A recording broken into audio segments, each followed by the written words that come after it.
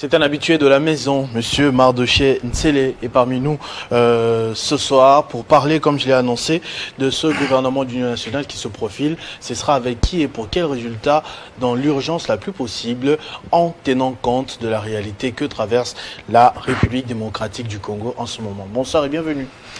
Bonsoir Christopher. Est-ce qu'on vous a déjà fait la référence de votre coiffure et le ministre de la Justice Oui, déjà. Je suis fatigué, vous savez, partout. Les gens me prennent pour le ministre de Justice. Et je donne même de l'argent, les gens me suivent. Ça vous coûte même de l'argent. Ça me coûte, mais je paye à sa place. Oui, il n'a pas les lunettes. Il n'a pas les lunettes. La différence, c'est que nous avons presque la même taille. Les gens disent que nous habillez de la même manière. De la même manière. Et puis la différence, c'est que moi, je porte le vert. Voilà. Mais vous avez commencé à laisser pousser les cheveux bien avant qu'ils deviennent ministre de la Justice. Bien sûr. Parce que je vous ai présenté comme le président de la Ligue des jeunes du parti FIDEC, cher à Fifi Masuka. Si. Comment elle se porte en ce moment dans la province du Lualaba? Est-ce que, comme toutes les autorités en ce moment, elle s'attelle aussi à mobiliser la population derrière le président de la République, ou bien elle s'est calmée un tout petit peu? Elle ne s'est pas calmée. Masuka, c'est une femme qui s'est engagée à bon escient, c'est-à-dire en pleine connaissance de cause, pour accompagner le chef de l'État, son Excellence Félix-Antoine Tshisekedi Tshilombo. Fifi Masuka n'est pas restée dans sa torpeur.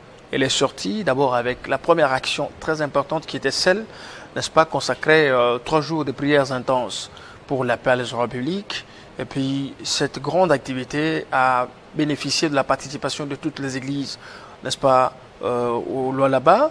Et c'était un grand succès. La population est partie prier pour la paix à l'est de la République parce que nous sommes chrétiens. Nous ne pouvons pas oublier, n'est-ce pas, de prier Dieu pour que la paix, n'est-ce pas, puisse être rétablie.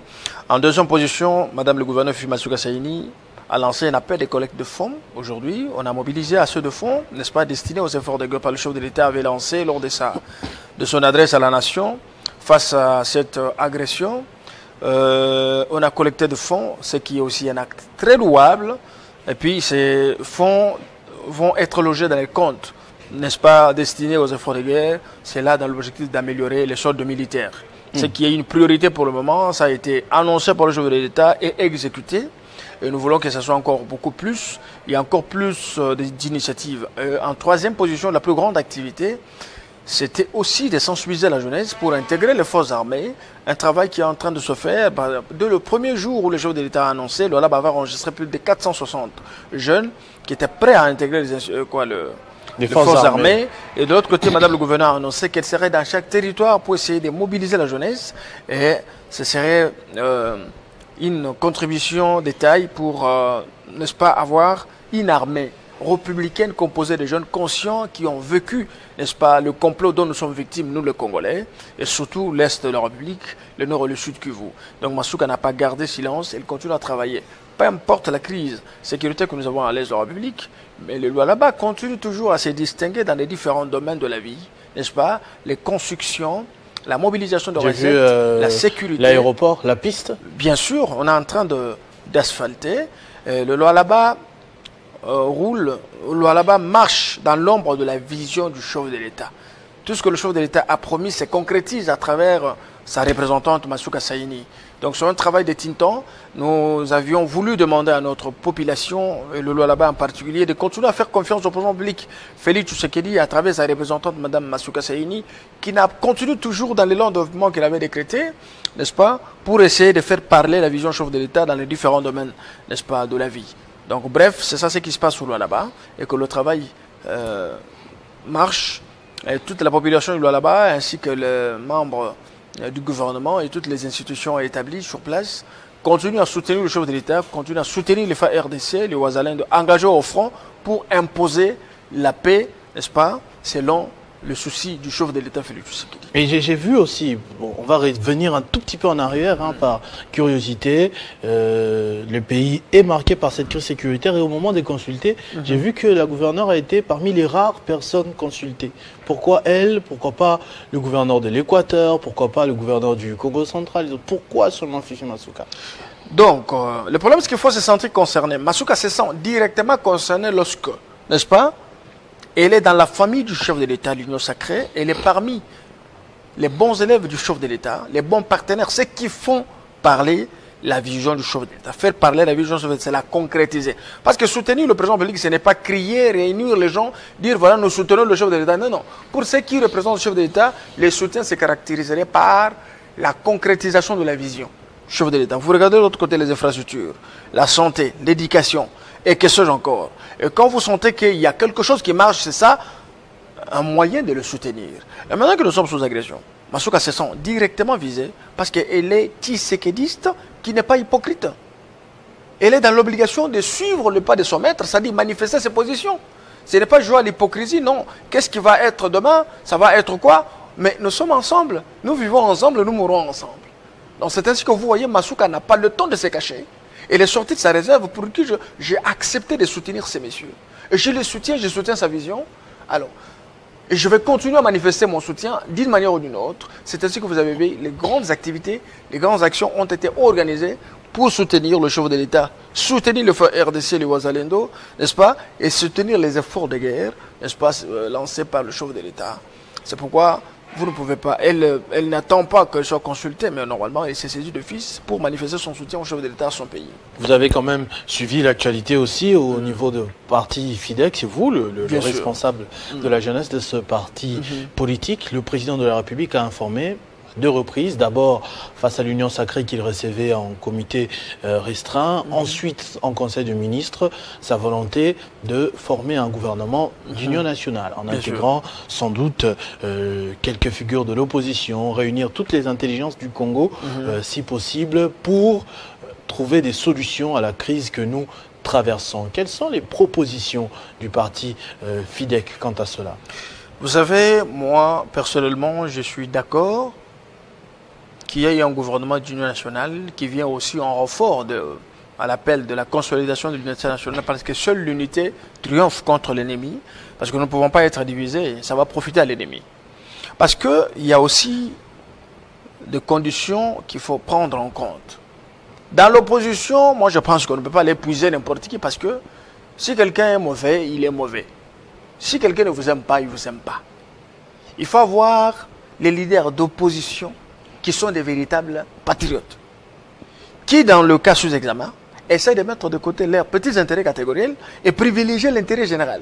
Est-ce que vous ne dites pas ça justement parce que si on intègre d'autres figures de l'opposition, comme on appelle ça, le gâteau va maigrir, il n'y aura peut-être pas une plus grande part pour FIDEC? Est-ce que c'est pas pour ça que vous dites ça? Moi je parle pas. Vous voulez garder le président de la République pour vous-même? Non. Nous avons besoin de tout le monde, mais nous restons vigilants. Nous restons vigilants. Nous n'avons pas besoin de tendre la main à quelqu'un, n'est-ce pas, qui vous montre 5 dents, mais il garde les autres pour vous mordre. En quelque sorte, nous avons besoin des opposants conscients, qui voient l'intérêt et qui voient le complot qui est en face de nous. Parce que vous savez que nous avons des Congolais qui peuvent être Luba, qui peuvent être Bakongo, qui peuvent être les Baswahili, qui peuvent être les Bangala, mais qui ont trahi et qui continuent à trahir.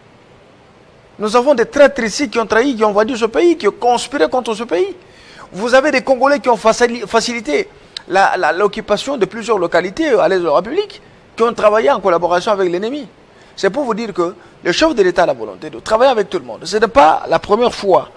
Vous allez vous rappeler lors de sa prise de pouvoir, le président Tshisekedi a tendu la main à Moïse Katumbi ainsi qu'aux autres. Vous savez que ceux qui sont en Europe, ceux qui étaient en exil, ils sont revenus ici. Moïse Katumbi n'avait pas de passeport, il a eu son passeport. Je connais beaucoup d'autres. Franck Djongo était en prison, ils sont sortis. Je connais beaucoup. Et je me rappelle aussi de leur déclaration de l'époque.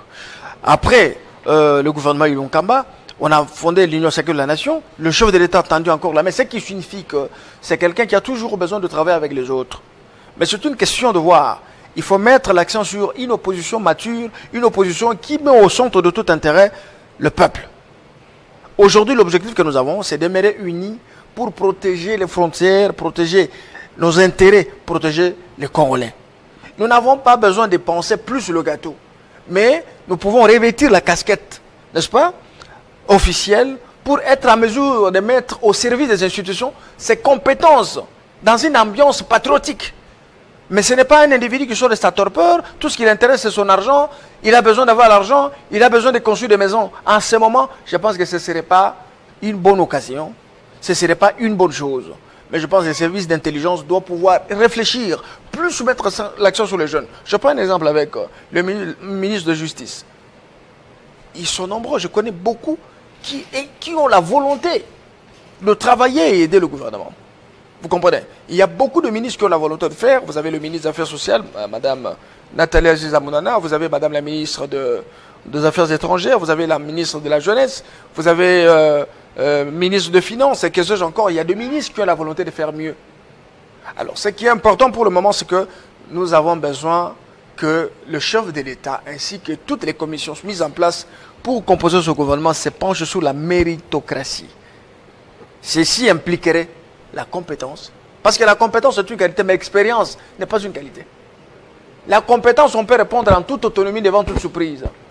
Mais s'ils vont dire, non, celui-ci a beaucoup travaillé dans ceci, vous pouvez prendre un voleur qui a beaucoup travaillé, mais c'est un expert en vol, c'est un expert en détournement, c'est un aventurier, il a participé à beaucoup de complots contre la République, contre les institutions, contre les intérêts des Congolais. Tandis qu'il y a des jeunes qui ont encore la chaleur du patriotisme, la détermination, ainsi que la compétence de servir leur pays. C'est-à-dire que le chef de l'État, ainsi que les services qui sont habilités à faire ce travail pour mettre en place un gouvernement d'union nationale, doit tenir compte de la qualité de l'opposant. Parce qu'il n'y a pas... Tout le monde là n'est pas opposant, il y a des mécontents. Ce sont des mécontents qui ont participé à la mauvaise gestion de ce pays. Ils se sont divisés, ils se sont retrouvés quelque part, ils ont voulu légitimer leur position pour qu'on les appelle opposants. Or, ce sont des mécontents. Ce sont des gens dans l'histoire, ils ont trahi ce pays, ils ont détourné, ils ont conspiré contre cette République, ils ont participé à toute forme de complot contre la République. Mais aujourd'hui, ils sont dans la soi-disant opposition. Mais il y a des vrais opposants, il y a des faux opposants. Dans les vrais opposants, il faut d'abord se rassurer s'ils sont patriotes. Être patriote, c'est être à mesure de tout sacrifier pour son pays que ses intérêts catégoriels. C'est un élément très important parce que si nous allons juste utiliser la terminologie opposition, nous allons prendre des gros mots sans contenu. Une opposition creux composée de plusieurs hypocrites et des aventuriers, je pense que ce serait la bombe, une bombe en retardement. Donc ce qui est important aujourd'hui, c'est que même au sein de l'Union sacrée de la nation, même au sein de l'opposition, on doit... Est-ce que vous sous-entendez qu'au sein de l'Union sacrée, il y a aussi l'opposition? Il y a l'opposition hypocrite. Le président de la République c'est ce que je dis. Le chef de l'État était étonné de voir quelques leaders de l'Union sacrée en train d'avoir peur. Il y a beaucoup d'opportunistes. Ce qui est vrai, c'est que beaucoup de ministres, beaucoup au sein de l'Union sacrée, ils sont là au nom du militantisme, au nom de la famille politique, parti politique. Mais aujourd'hui, moi, je pense qu'on se penche plus sur la méritocratie, qui impliquerait un sens élevé du patriotisme, la compétence, pour être à mesure de jouer le rôle qu'il faut au sein de ces institutions, au sein de ce gouvernement, et faire face à la difficulté que nous avons, et faire face à la traîtrise, ainsi que d'autres virus qui infectent la marche de notre... J'aimerais justement qu'on aborde ça, parce que jusque-là, on n'a parlé que du profil. Bien sûr. Le profil que ces autorités devront avoir, ces futurs ministres, membres de ce gouvernement. Bien sûr. Mais quelle attitude ensuite? Quelle urgence? Où frapper directement pour que le pays retrouve sa conduite normale? On est sans ignorer que pratiquement 2 provinces échappent à l'autorité centrale de Kinshasa. Bien sûr. Ce qui est une situation très grave. Bien sûr. Donc on ne va pas faire dans le cosmétique, on doit être maintenant pragmatique. Mais on va toucher quoi? On abandonne l'économie, on abandonne les infrastructures, on met tout dans la guerre, oui, on met tout dans la négociation, non. Qu'est-ce que ce gouvernement viendra faire? Merci beaucoup. Christopher, moi je voudrais vous dire ceci. Vous savez, nous avons une situation très délicate. C'est la situation de la dégradation de la situation sécuritaire. Nous sommes victimes d'une agression rwandaise. Et pour la première fois, le Conseil de sécurité de l'Union européenne a parlé un autre langage face à ce que nous subissons à l'ordre public. Les Congolais ont facilité la récupération ou l'occupation du Nord et Sud Kivu. Je vous rappelle ici les accords de 2009 et 2012 a fait en sorte que la minorité, entre guillemets, des Congolais, soi-disant de Rwandais, comme les gens le disent, prennent le contrôle du Nord Kivu et du Sud Kivu. Ces officiers dans les chaînes de commandement des 2 provinces connaissent le plan. Ils participent au complot. Ils ont facilité l'entrée de ces rebelles dans notre pays accompagné par le Rwanda. C'est connu de tous. Ce n'est pas un problème de Félix Antoine Tshisekedi. Parce qu'à ce niveau, il faisait le nécessaire. Mais nous avons eu la trahison au sein de notre armée. Alors, après la chute de Goma, la chute de Bukavu, normalement, il y a eu une évaluation pour comprendre les niveaux de faiblesse, n'est-ce pas, qui ont fait en sorte que les deux provinces tombent entre les mains de l'ennemi. Et qu'aujourd'hui, on enregistre des milliards et milliards de morts. Mais qu'à cela ne tienne, le chef d'État est resté dans sa position patriotique et nationaliste, de ne pas négocier avec le rebelle, de ne pas faire ce qui s'est passé en 2012, en 2009. Parce que je vous rappelle, en 2012, Joseph Kabila, ancien président de la République, il avait regretté dans le Haut-Katanga. Pourquoi est-ce qu'il avait participé? Pourquoi est-ce qu'il y a eu les signatures des accords avec la CNDP sur le M23? Aujourd'hui, Félix Tshisekedi s'est servi de ces euros pour dire qu'il serait pratiquement impossible pour nous de négocier avec le M23, de négocier avec le Rwanda et vendre ce pays ou parvenir à faire des concessions comme on l'avait fait à l'époque. C'est fondé. Et vous voyez que cette position est soutenue par la population congolaise en général, quel que soit 2, 3, 4 personnes mécontentes qui essaient de diaboliser d'une manière ou d'une autre la prise de position du chef de l'État. De deux, nous avons un problème de réorganisation de troupes. Nos forces armées, nous devons arrêter. Je m'adresse à tous ceux qui croient que la RDC c'est une armée faible. Ce n'est pas une armée faible. Mais qui n'arrive pas à faire face. Non, non. Si c'était le cas... Là, on a l'impression qu'il n'y a que des répliques, que des répliques, que des répliques. En tout cas, le soutien est là. Le président de la République a dit que jamais ils n'ont été dotés d'autant de moyens. Et on voit le soutien, l'adhésion populaire, comme vous-même vous le dites. Les jeunes s'enrôlent de partout. Congo central, on a vu la première ministre avec 1000 aujourd'hui. Lualaba, 460. Le Kassai central, tout le monde. Voilà. Alors, pourquoi il n'y a pas de résultats? D'accord. Moi, je pense que la question, elle est là. Je vous ai donné des raisons et je sais que tout le monde peut me donner raison, les autres peuvent me donner tort. Vous savez, nous avons une armée infiltrée il y a des années. Il y a ceux qui ne sont pas des patriotes, qui sont au sein des institutions, au sein de l'armée, au sein des services de renseignement, à travers le brassage et que sais-je encore. Et aujourd'hui, la chaîne de commandement a trahi la République pour négocier avec le rebelle. Vous avez le Bukavu est tombé, sacrifiement de balles. Il y a eu des mécontentements un peu partout. Il y a eu même des militaires qui ont abandonné, ils sont partis. Mais aujourd'hui, cette partie est passée et les choses sérieuses ont commencé. La situation est sous contrôle. Qu'on ne vous trompe pas. Est-ce qu'il ne faudrait pas sous contrôle parce que faire comme Jean-Marc Abounda a dit ce matin? Jean-Marc Abounda a été honnête sur RFI pour dire que l'armée ne pourra pas résoudre ce problème. Ça, c'est Jean-Marc Abounda. Négocier. Jean-Marc Abounda est sorti de la prison, il veut juste se faire une santé politique. Il a besoin de faire parler de lui. C'est un acteur important quand même aujourd'hui. Un acteur important, on n'en disconvient pas, mais ses propos sont creux. Lui, il dit non, l'armée n'existe pas. Mais comment est-ce que les M23 et les autres n'arrivent pas dans d'autres provinces? C'est pour vous dire que ce sont des choses, ils peuvent les dire juste pour séduire ceux qui ne sont pas contents, ceux qui ne sont pas d'accord avec le régime. Mais moi, je vous dis que notre armée est en forme. Là où il y a eu les faiblesses ont été identifiées et les mécanismes sont mis en place pour essayer, n'est-ce pas, de trouver une solution. Parce que vous savez qu'il y a les démarches qui sont diplomatiques, n'est-ce pas, et des solutions qui doivent être à l'interne. Le chef de l'État a lancé le processus des consultations pour mettre en place un gouvernement d'union nationale et pour lutter contre cette vague d'opposition, des mécontentements, ainsi de suite. Nous devons rester unis, tous derrière le président public pour pouvoir, n'est-ce pas, faire face à l'agresseur. Et puis de deux, l'armée de l'autre côté a des efforts qu'ils sont en train de fournir. Vous avez vu, les chefs d'état-major général ainsi que d'autres responsables au sein de l'armée s'est déplacés ici et là pour essayer de remettre les choses en ordre. Bref, il y a encore des efforts qui sont faits. La réduction des trains de vie des institutions a un objectif. Aujourd'hui, un militaire peut toucher 500 $. Il y a eu des efforts, il y a eu des sacrifices. C'est vrai ça. Bien sûr. Les militaires qui touchent 500 $. Bien sûr. C'est pas 100 $ comme tous les opposants disent. 500 $. Les militaires touchent 500 $. Ils vont toucher 500 $. Ils vont ou ils touchent? Mais écoute, vous avez suivi le ministre de Finances. Vous avez suivi le chef de l'État dans la récente... Donc c'est un souhait, ils vont. Ce n'est pas un souhait, les efforts sont déjà en place. Peut-être que les autres sont déjà servis, n'est-ce pas? Et qu'on va servir les autres. C'est une évidence, c'est une réalité. Ce n'est pas un mensonge. Et vous verrez que les choses vont devoir marcher comme ça. Et je voudrais aussi profiter de ce plateau pour féliciter et encourager, n'est-ce pas, les leaders qu'on a nommés récemment, de Ouazalendo dans le sud du Kivu, Excellence honorable Bitakwira. De l'autre côté, vous avez l'honorable sénateur Pascal Bitika, qui est d'abord sur le terrain. Il a fait un grand travail et je sais qu'il y a des sacrifices qui sont en train d'être faits partout. L'objectif, c'est de pouvoir conquérir les 2 provinces quasi occupées par le M23, soutenu par le Rwanda. Alors, c'est pour vous dire que les efforts sont en train d'être faits. Que les personnes disent, voilà, l'armée ne fait rien, le gouvernement ne fait rien. Non, non, le travail se fait. Le travail se fait. On ne va pas donner toutes les stratégies du travail partout, toutes les stratégies que l'armée et le gouvernement sont en train de mettre en place pour essayer de chasser l'ennemi sur les zones.